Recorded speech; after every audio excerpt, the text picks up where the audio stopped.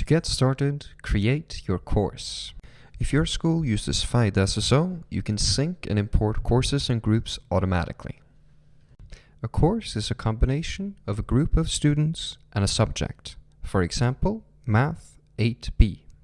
Start by filling out the basic information: title, description, and course duration. Then select your grade and topic/subject.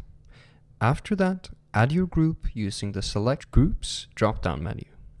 Or create a new one directly from this view by clicking Create New Group. Add a name. This could be something like 8B or 4A.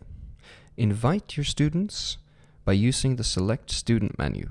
Another way to add your students is to share the group code. The students then log into their Learlab accounts and enter the code on their dashboard. Once the students is joined through the group code, you must approve them to be added to the group. Now that you've selected the subject and your group of students, you can click Done. Congratulations, you've now created your course. Now you can create assignments. Click on Assignment, then Add New Assignment. Fill in the required fields: title, description, deadline, etc.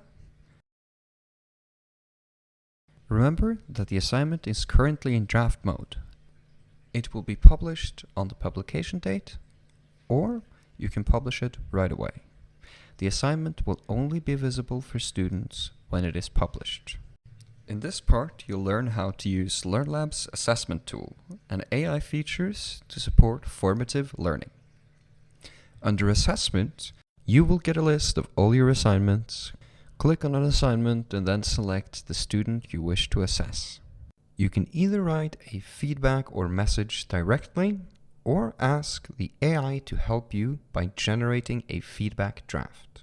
Before asking the AI to generate feedback, you must review the student's response. The AI will collect the assignment description, curriculum goals, and analyze the student's responses. It then creates a draft feedback message adapted to the student's needs, which you must edit before sending. Using this tool, you can provide differentiated formative feedback more effectively.